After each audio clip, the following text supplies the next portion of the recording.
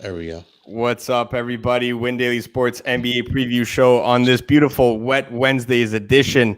I'm joined by none other Tony Jigsaw, the new member of the Win Daily Sports family. Obviously, big fan of your work, bro, over there with John on the Philly network, of course. So welcome to the family. I'll say that this is your debut show, even though you were on the NFL draft preview show, of course, but we weren't on together, and the party doesn't start on a show until I get there. So this is your preview show, so I'm really pumped to be a part of it with you. I want to welcome you to the family, and I'm really looking forward to it, bro. Thanks, man. I'm excited, man. I'm ready to get rolling, bro. I love it, man. Been watching you guys for months, and congratulations, solo the other day. But you took it like a fine wine, man. You aged very well. I love it. Yeah, that was it was the first solo show I did in a really long time, so it's probably the first one that I've done solo in pretty much ever, because the last one I honestly don't remember when it was. So I appreciate that. I think it went well. The plays crushed again yesterday. We've both of us have been on quite the hot hand here, so we're looking to keep it going, and we're diving right in here at 7 p.m. Eastern time. So we've had a couple later starts at 7:30 and 8 o'clock, whatnot. Obviously, the last few weeks of NBA DFS, it's just utter chaos. If I can put it in a quick way there, that's just the way the season ends, right? So standard 7 p.m. start tonight. Decent sized slate as well. We'll get it right things right off away with Boston and Orlando. Is there anything that you're liking in this one in particular? Anyone that really stands out, or is this a game that you're avoiding entirely? It's actually a game that I like. I think there's a lot of interesting plays, especially with the Orlando side, right? So Michael Carter-Williams out again. So Cole Anthony, I don't know if I want to pay up for Cole Anthony at 7,000, but RJ Hampton's a really nice play. I do like him, and I like Mo Bamba a lot tonight. Wendell Carter Jr. out. Mo Bamba's been getting the minutes. He's going to get all the minutes he can handle. So from the Orlando side, I like Mo Bamba a lot. I'm with you 100% there. So those are the two guys that I have in my player pool on the Orlando side, RJ Hampton and Mo Bamba. The one thing that I've always been concerned with Mo Bamba, it is obviously not only injuries, because that's just out of our control, right? We want to focus on the tangibles, what's really in our control in terms of a player's production. If a guy gets injured or not, that's probably one of the things that is the furthest out of our control ever, right? So now that Wendell Carter Jr. is out in this one, the minutes are a lock for him. He's getting the start on top of that against a Boston interior that has pretty much been non-existent the entire season. So I definitely like that call there.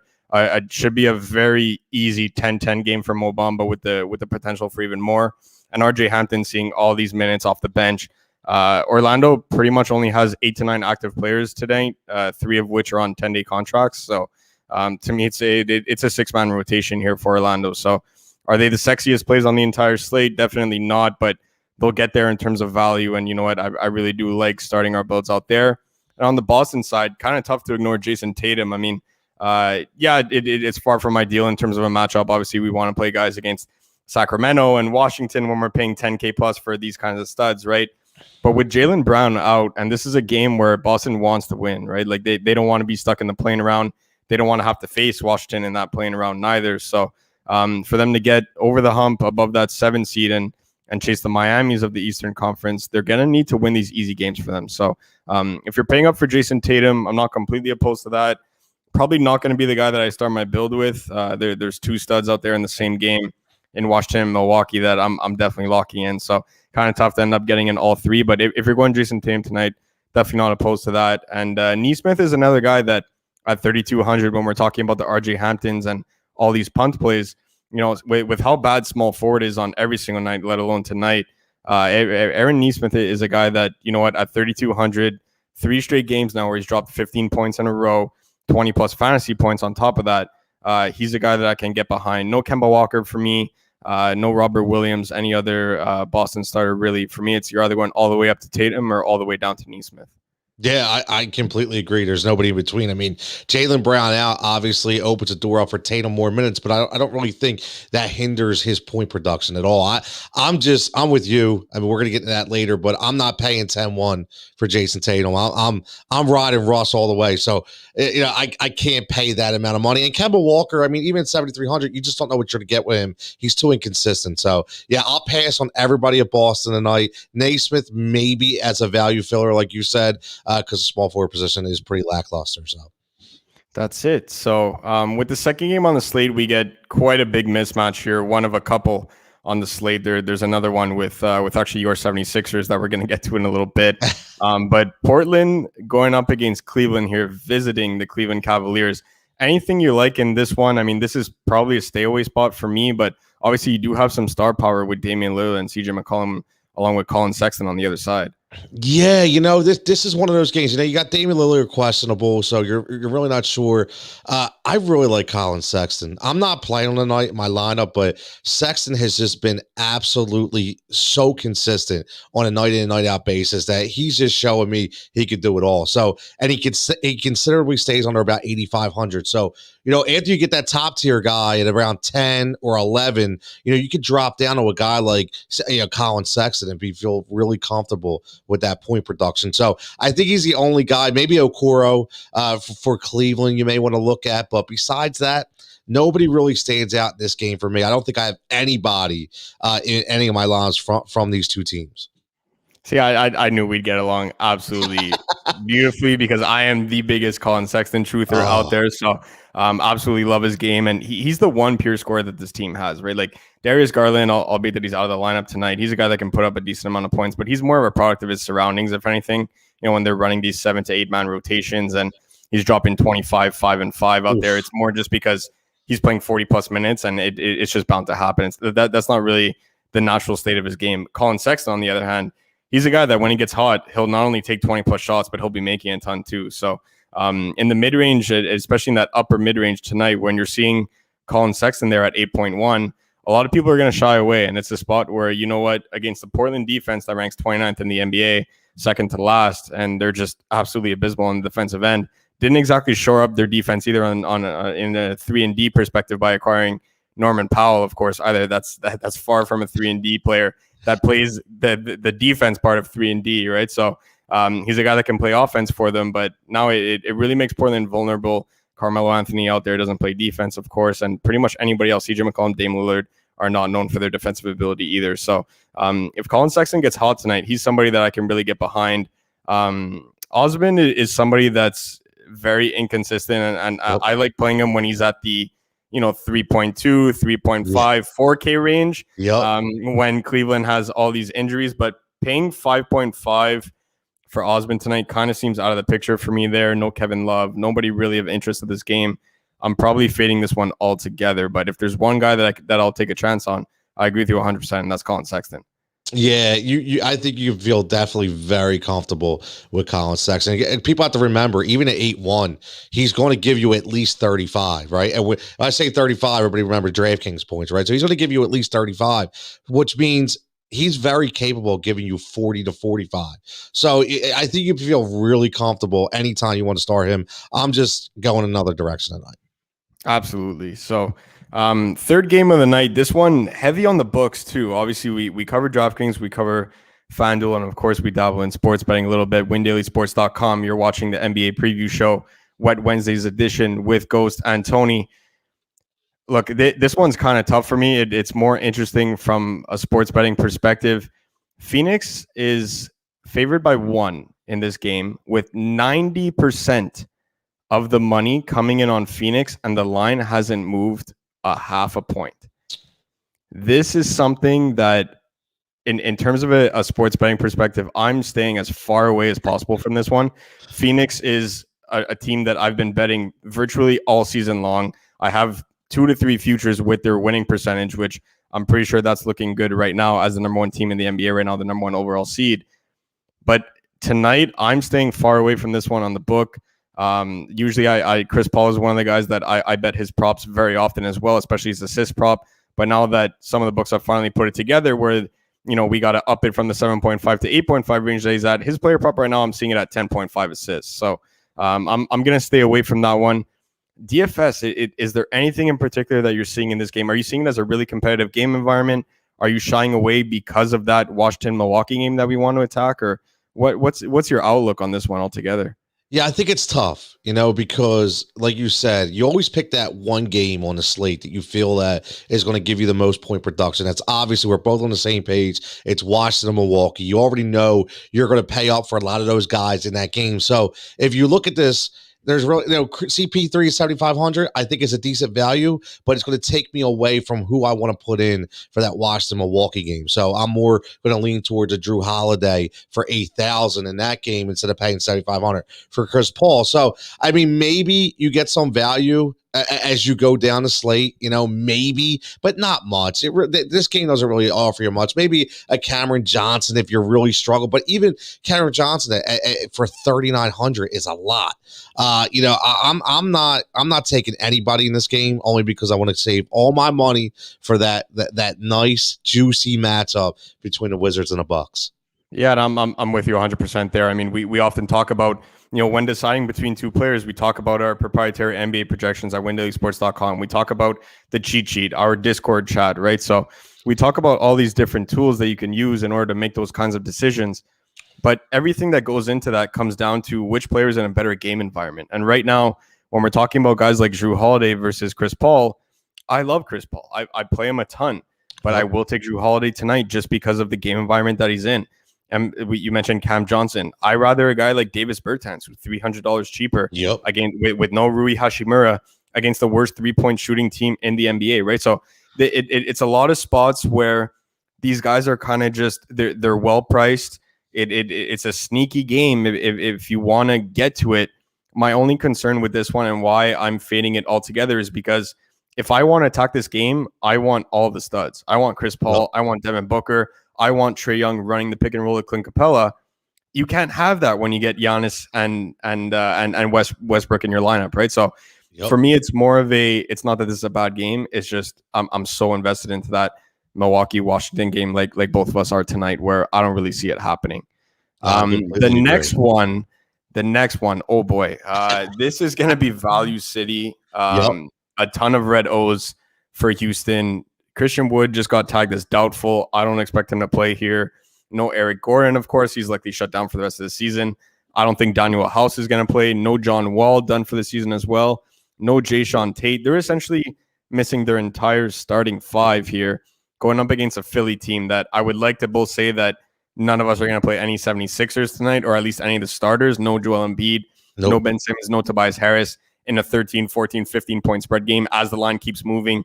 While we're on air right now, the line is still moving towards Philadelphia, despite it being already a 14-point spread, right? So is there anything here that you're attacking? Anyone in particular? We know that Houston's going to have a ton of value there. Is there one or two guys in particular that you really want to get a piece of? I'll tell you what, this game is intriguing from the value standpoint. Like you said, I like two guys that very low. I like KJ Martin Jr. at 3,900. As soon as Jayshawn Tate went out and I'm looking at Christian Wood being doubtful, I'm like, okay, somebody has to play and be productive. And in that point spread, this game's going to get out of hand. So somebody has to score. So when Martin gets some minutes, he is actually productive. So for that number, I like it. And I'm in love with Matisse Thybulle. I am. He is consistently between 3,000 and 3,200. He gets steals, he gets blocks, he gets assists.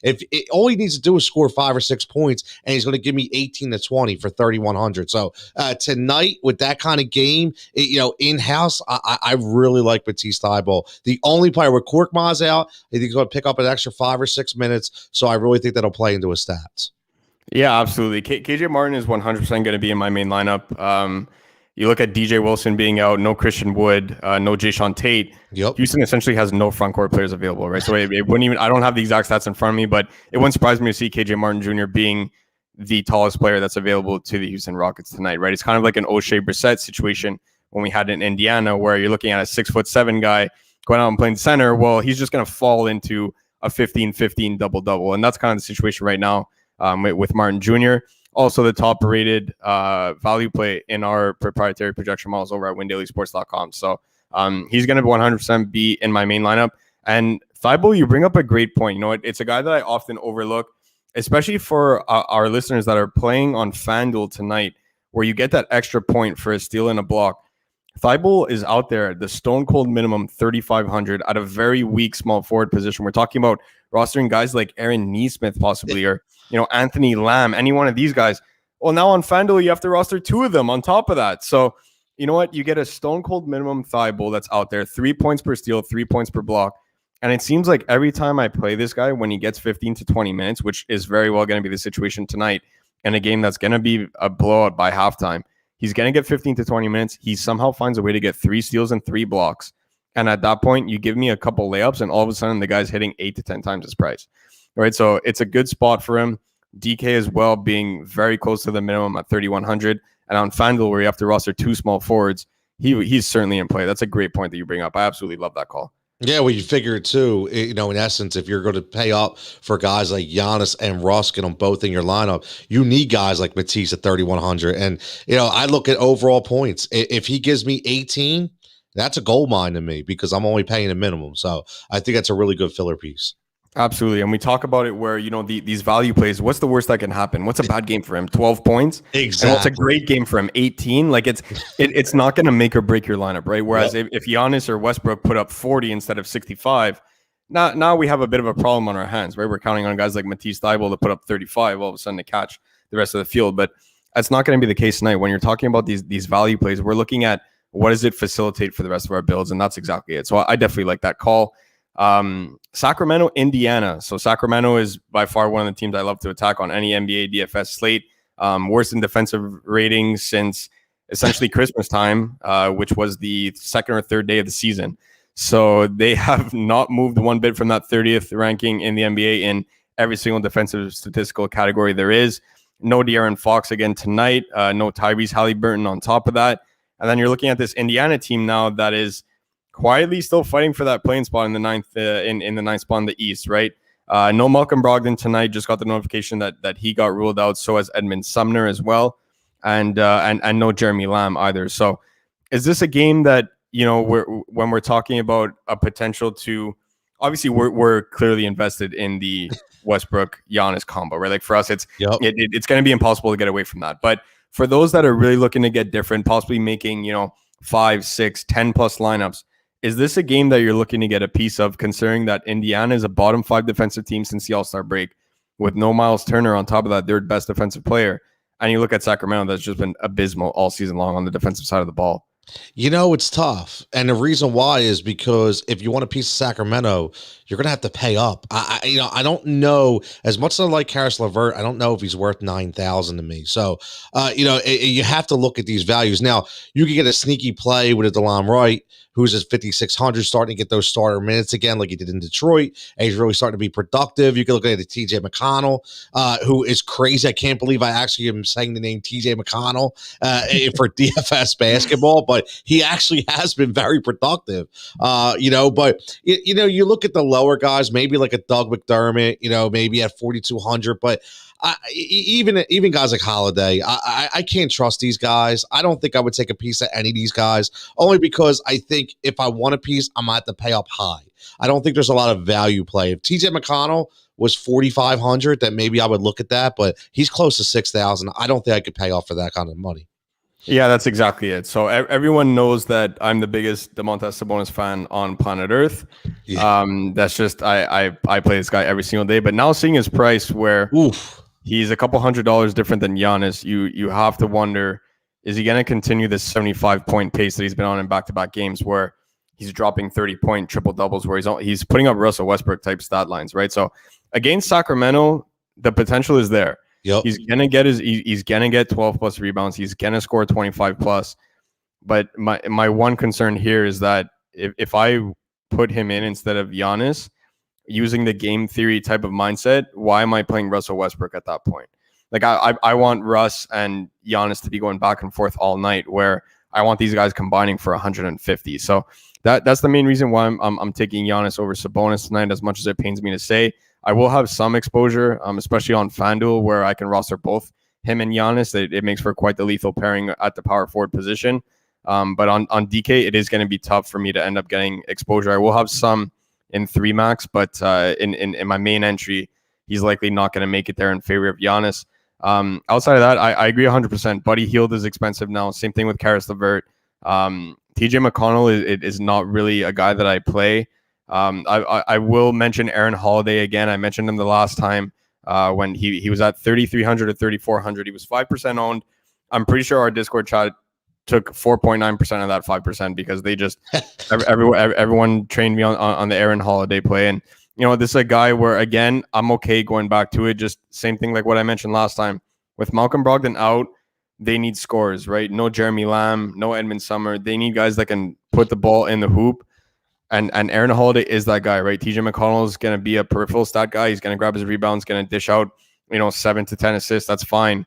But Aaron Holiday can be that guy that scores 15 plus, right? So I'm okay playing Aaron Holiday. The one guy that I am off the train this time that I was okay playing last slate was Doug McDermott. Seeing the rotation last time, Justin Holiday got all of the minutes over Doug McDermott. So McDermott ended up starting, but Justin Holiday got 35 plus while Doug McDermott quickly rode pine there for the rest of the game after playing 20 minutes. So I'm going to be out on Doug McDermott. It is a sneaky play, though, because if he gets hot, very similar to what Michael Porter Jr. is to Denver, right? When Denver's fully healthy, thinking about it last season when they had Paul Millsap playing 36 minutes a game, which still blows my mind, but that's another conversation for another time. Michael Porter Jr. was that guy where it doesn't play defense, but if he gets hot, he's going to see 20 plus minutes, and Doug McDermott is in that same situation. So I do give the edge to Aaron Holiday. I'm okay with Doug McDermott, but for this game, as much as I want to get a piece of it, I'm not paying 8,800 for Karis LeVert or 8,000 for Buddy Hield. It's just not happening. No, I completely agree. Unfortunately, I will say this real fast. Mr. Holiday is on my DTM list. So I've started. He's on my dead to me list. So no matter what he does, Ghost, he's not in the lineup. I'm sorry. Man, this is crazy. They could be running a 7-man rotation and he's getting out there 40 minutes. And then you see 2 points, 4 rebounds, and like 6 turnovers. And you're like, oh my gosh, I loaded up on Aaron Holiday. Those were some fun times. I remember that way too well. But moving on to this next one, we have Memphis taking on the Timberwolves in Minnesota. Anything from this game that you really see? A ton of these guys are quickly rising in prices.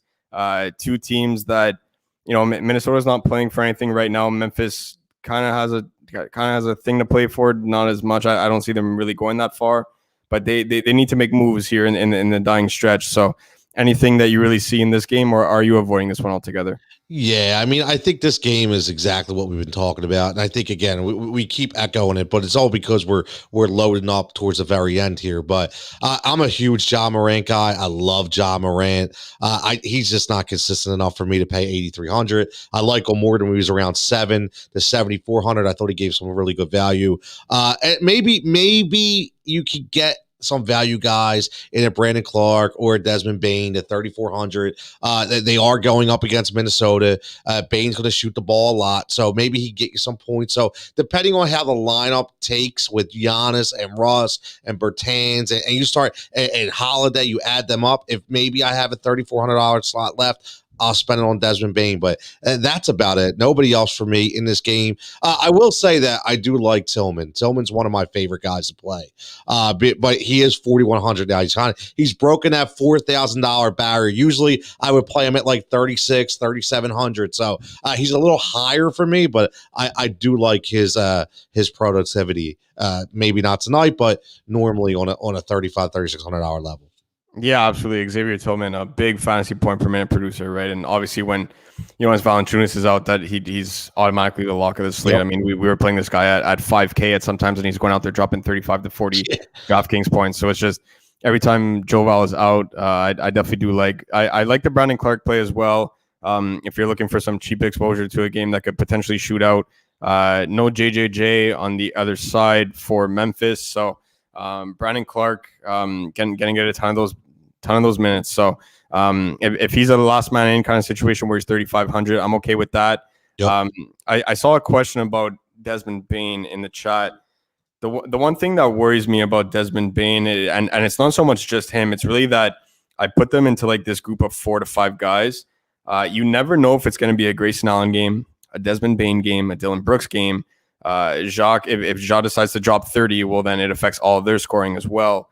And there's just I'll even throw Kyle Anderson in that group as well. It's like at that point, yeah, Ja top 5 point guard. That I literally laughed at that. I don't know if anybody saw my tweet, but that was the funniest thing I've ever seen. But at the same time, I respect it because I'm not expecting him to go out there and say, oh yeah, I'm not a top 5 guy. It's just I respect it, but that has to be the funniest comment of the day. But yeah, it's just that's the one thing that scares me about these Memphis backcourt players. I'd rather get to Brandon Clark for the same price, knowing that Jaren Jackson Jr. is out. The minutes are going to be there. Whether their production is there or not, again, that's out of our control, but we know that the minutes are there. Whereas with this backcourt situation, man, Bain is there with Kyle Anderson and Dylan Brooks, and there's so many different guys where not only they're competing amongst each other, but they also have to deal with Ja. Like if Morant goes out there and decides, hey, I'm going to shoot the ball 20 times tonight, like not only are you deciding between which one of the 3 that you're going to get a piece of, but it's actually going to be none of the 3. So I really do like that Brandon Clark call. Definitely an interesting piece, especially as our last man in when we're looking at that Davis Bertans range. Again, really good play there. I'm behind the Brandon Clark one. Outside of that, not really playing much from this one. But it is finally time to talk about the game of the entire slate. Both of our favorite games. We've been waiting for this one. Washington visiting Milwaukee. No Chris Middleton for the Bucks tonight. Both Giannis and Jrue Holiday are listed as probable, so I'm assuming both of them are going to play on the second half of a back-to-back. No worries for Russ on this back-to-back. Neither Bradley Beal, as they consider to contend for that 10th spot in the East and the play-in round, which is funny because Washington said at the beginning of the year that Russell Westbrook will play a total of 0 back-to-backs, and how quickly that idea went completely out the window. So thought that was pretty interesting to read that. Someone brought that up today, and I was like, man, that was that was quite funny at the beginning of the season. But look, we already know who we're playing in this one, but talk to me. Where are we going with this one? Who are certain guys that we're looking at in particular? It starts with Russ and Giannis, but is there anybody else that we're loading up from this game? I listen, I've been riding Russ all year. It's no secret, and why not, right? The guy's amazing, but besides him and Giannis, I think you absolutely have to look at Jrue Holiday. He is playing like a man possessed over the last 5. I think he's averaging about 42 to 43 fantasy points through DraftKings. He's just on another level right now. Now with Chris Middleton out, even though Middleton, he's going to pick up some of those minutes as well. So I really like him. And again, on the Washington side, I love Bertans tonight. I love the Bertans play at 3,600. I think you can't beat that. When we're talking about lineup fillers, I mean, at 3,600, you know that this game tonight is going to be a ridiculous back and forth, fast paced game. And he's absolutely bound to at least drop 20 tonight, in my opinion. So, and you can get him for 3,600, and that 20 is going to equal probably 30 to 32 points on DraftKings. So it's an excellent value to me. I'm all in on Bertans tonight. Yeah, absolutely. So I'm 100% playing both Giannis and Russ. We got that out of the way. I think both of them can possibly even triple double tonight. It's going to be that kind of game. Bertans is 100% going to be in my lineup, and especially with no Rui Hashimura out there, it's going to be bombs away for Bertans. He's going to go out there and take 10 plus 3-point attempts against the worst team in the defensive statistical category against 3-point shooters. So for me, it's just Milwaukee's perimeter defense is absolutely booty. I'm 100% loading up on Davis Bertans at 3,600. Washington's going to need that perimeter scoring. Ton of player props as well. And then one guy that I will mention on the Milwaukee side, I love the Jrue Holiday call. If you're making your lineup and you can't get up to Jrue Holiday, Dante De Vincenzo is a guy that I would consider in the same kind of spot. Does he have the same upside as Jrue Holiday? No, that's not what I'm saying at all. But it's that kind of scenario where now Milwaukee already runs a thin rotation with no Chris Middleton out. This is a spot where DV is going to get a ton of minutes here for the Bucks, right? So it's a good spot for him to kind of, again, be a product of his surroundings, and it's a fast-paced game with no defense. The rebounding upside has already been there. Somebody else has to rebound the ball outside of Giannis. Brook Lopez is not that guy this season. He's going out there and just setting screens and hitting some three-pointers whenever he feels like it. Some nights he just doesn't shoot the ball. DiVincenzo's been that guy on the glass that, you know what, he's quietly been attacking the glass, and he's a way better rebounder than Bradley Beal. So I don't mind DiVincenzo, Bertans on the value side, and for me, it's Giannis, Westbrook all the way tonight. There's no way I'm not playing those two. This next game is really ugly This one's really anything that you see in San Antonio, Utah. Still no Donovan Mitchell. No Mike Conley either. Is there anyone that you're playing from this game at all? You know, the only guy that I honestly play all year in Utah is Mike Conley. I thought Mike Conley, when he first came back, he was one of those tremendous value players. He was consistently at about 56 to 5,800, and you can bank on him giving you 32 to 36 every night.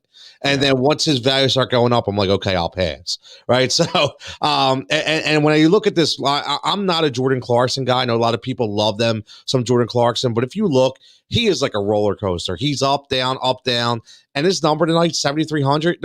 We just talked about CP3 at 7,500. So pay $200 up more for CP3 if you're going with that kind of lineup, right? Why would you even go with Jordan Clarkson? So nobody really that stands out. Maybe you take a flyer on Lonnie Walker at 4,000, right? You never know. Maybe he could produce a little bit, but besides that, nobody really gets my eye going in this game. Yeah, me either. I'm a big DeJounte Murray fan, but I just never play anybody against Utah's defense. That just doesn't happen. And we're talking about Jordan Clarkson. It was fun playing him when he was 4.5 to 5K, and now I'm paying $7,300 for a pure scorer that you need 35 plus raw points for him to pay off at this DraftKings price tag. For me, it's going to be a hard pass. So I'm fading this game altogether. But the last game on the slate, a little bit of interest here. We're seeing Denver with a surprisingly very thin rotation, one of the deepest rosters in the entire NBA. Now all of a sudden looking like one of the thinnest, with no Will Barton, no PJ Dozier, Jamal Murray out for the season, no Monte Morris either. This team is quietly getting very, very thin. Is there any value play in particular? Obviously, we can talk about Julius Randle and Nikola Jokic for the next who knows how many hours and what they're both doing for their respective teams. But is there anybody from a value perspective that you're seeing in this game with all the injuries? Are you taking a flyer on anybody and for the late night hammer at the 9 p.m. start? Yeah, that's all right. I think with all the guys, especially when Jamal Murray went out, it was it was basically the decision every night. Do we go with Campazzo? Do we go with PJ Dozier? So it was like one of those guys. And right now, you look, even though PJ Dozier is out, they both had a $4,600 value, right? So I'm all in on Campazzo tonight for $4,600. I think, listen, who else besides Jokic and Aaron Gordon who's going to get the ball? So I really like him tonight. I know Michael Porter Jr. is going to get, but 8,400, that's a lot. But I'll tell you what, one of my biggest value guys is Todd Gibson. I love Todd Gibson. If you look at his value, I think only one time in the past 18 games has it been under double digits, and he's another value guy, 3,700, and that number's actually risen. He was always at 32 to 3,300. So he's right. So he's gone up +4, but he is steady. And in a game like this, I think it's going to be a lot of points scored in this game. I think that he has garbage points. He gets the rebounds, he gets some blocks, and he's going to give you about 20 to 22 minutes. And I'll tell you what, you're going to get 20 to 23 points from Taj for 3,700. So I think it's good value. Absolutely. And for anybody, wondering, well, what about Nerlens Noel, who's making his return tonight? Tibbs gonna Tibbs. That's something that I would Tibbs gonna Tibbs, right? So Tom Thibodeau will continue to be Tom Thibodeau. His coaching philosophy and the way that he coaches will never change. Nerlens Noel has now been out of the lineup for quite some time. I don't see him getting 36 minutes right away. It's not going to happen. I would be surprised to even see him get over 20, because when Tibbs gets comfortable with a rotation and the way that his lineup looks, he'll just continue to run that until somebody gets injured. And then when that person gets injured, there's somebody that fills in, and all of a sudden that guy's out of the rotation. Same thing with Elfrid Payton. It was the same thing with Emmanuel Quickley. When Elfrid Payton went down, Emmanuel Quickley came in. All of a sudden, Derrick Rose came back, who they have a large tie with. Emmanuel Quickley was quickly pushed to the side. So it's just, then it's all like, that's the way that Tibbs coaches. So I do like the Taj Gibson call, going up against Jokic there. And also I will mention as a flyer, a very, very deep flyer for these large field contests, not something that I personally play. But again, these contests where there's 30, 40, 50,000 people in them. We're talking about Campazzo, same kind of situation for Austin Rivers tonight at 3,400, going up against his former organization there in New York. So Austin Rivers is somebody that, if you don't have the salary to get up to Campazzo, don't be completely down on yourself if you have to go Austin Rivers instead. And on the same kind of wavelength, JaMychal Green at 3,200, likely going to be another veteran that they're going to count on tonight. But all these guys, again, a lot of mystery behind the Denver rotation tonight. We don't really know what it's going to look like. And being that it's the last game on the slate, there are no pivots there. So know that you're taking a risk. I'm with you 100%, Tony. I agree with the Campazzo play. He's going to be somebody that no matter what, they're seeing 35 minutes along with Jokic and Michael Porter Jr., etc. So that pretty much wraps it up. We'll go over the lineups that everybody posted, and then we'll be out of here so you guys can go and finish your lineups, and we can go and finish ours. So first one here, Westbrook, Jrue Holiday, Matisse, KJ Martin Jr., Bamba, Giannis, Bertans, and Austin Rivers. Anything that you don't like in this one in particular, or any comments? You know what? I actually like it. Because it's kind of the same vibe. I put together a couple lineups, and I had obviously Westbrook, and I had Holiday, and I had Giannis. I have Mo Bamba, I have Thibault, I have Martin Jr. Kayla might be looking at my lineup, right? I have Bertans. The only person I didn't have was Austin Rivers. So I really like this lineup. I think this has a lot of potential. Absolutely. I love it too. These are all guys that we've been talking about. You have the Westbrook Giannis combo along with Jrue Holiday, Bertans as the value play for Washington. So you got 2 Washington and the 2 studs from Milwaukee. We talked about Mo Bamba a lot. KJ Martin Jr. is by far a top value play of the slate. And then Austin Rivers as that last guy in. This is the kind of scenario that I was describing. Ideally, we want Campazzo there, but if the last guy in is Austin Rivers, you could definitely do a lot worse at that price range. So I definitely do like that one. Bamba, Thibault, or Wagner, Bertans? Do you have a certain side that you like here? I think it's kind of even, man. I think it's basically, to me, I may have to lean towards Wagner or Bertans just because of the game, right? We talk about that. I think Bertans is going to be a really good play tonight. So but I don't think it's a lot either way. Yeah, either way, I don't think either combo will really make or break your lineup. Nah. The one thing that both of us are really high on Davis Bertans tonight, and given that game environment, it's something that we really want to attack. And Matisse Thybulle, again, we were talking about him as, more so of a deep play, right? We got to hope for that blowout, etc. So there's a lot of if, ands, or buts there. So that's where, when we're talking about large field contests, you could end up going with Thybulle, but I do like the Bertans side better.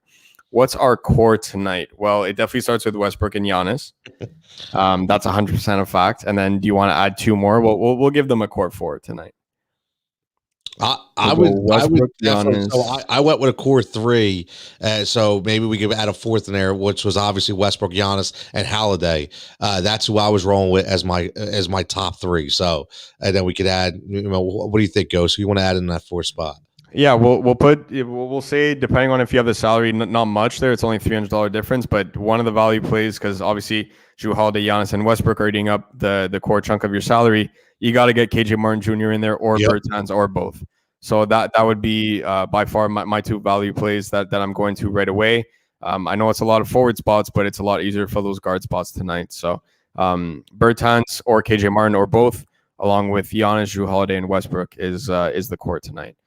So we got Westbrook, DeLon Wright, Michael Porter Jr., Aaron Gordon, Mo Wagner, Shaq Harrison, Aaron Nesmith, and LeVert. A lot of nuggets in there for me. Yeah, so the one thing that I want to say was playing MPJ with Aaron Gordon. I wouldn't play Michael Porter Jr. with any other Denver Nugget, because if you're paying $8,400 for Michael Porter Jr., you want him to have a career night, and if he's doing that, he's shooting the ball 30 times. Like he's going to do what he did in high school and in the early stages of his career, where he's just going out there and shooting 30 times and hoping that it all drops, right? So I wouldn't play him with any other Denver Nugget. I'm also not paying $8,800 for Caris LeVert tonight. But the salaries themselves were just the plays. Campazzo or De Vincenzo? Oh boy, I'll let you answer this one first. That's a tough one. That's a tough. Now I'm going to go Campazzo, only because I think Campazzo is going to get more minutes than De Vincenzo, and that's the only reason why. De Vincenzo is probably could be a better value, but Campazzo at 4,600, I think he's going to log 30 minutes tonight, and I think he's going to be very, very productive. Yeah, this one's really tough for me to answer. I will say Campazzo just because, whenever we're thinking about playing Campazzo, we're like, okay, well, what about Monte Morris? Well, he's out. Okay, but what about PJ Dozier now? Well, he's out. Like every single player that you're thinking, what about this player? There's no Jamal Murray, no Monte Morris, no PJ Dozier. There is nobody to take the minutes from Campazzo. And then if anyone says, well, Austin Rivers could take minutes away from him, they ended up both playing 30-plus minutes last game because that's how thin Denver is, right? So for me, it's just with basically 2 to 3 active guys in that backcourt tonight, I will take Campazzo over DV. No, I agree. That's it for the Win Daily NBA preview show tonight. Wet Wednesday's edition, of course. Tony, thank you for joining me. It was an absolute blast. Looking forward to doing more of these together, and a ton of other sports as well. Make sure you guys follow Tony on Twitter, myself, and the Win Daily account at Win Daily Sports. Again, NBA preview show, DFS, sports betting, windailysports.com/chat. 7 free days. Make sure you guys come and join. And we're going to head over to the Discord chat right now to make sure that you guys end up with some winning lineups. Thank you, guys. Everybody have a great night.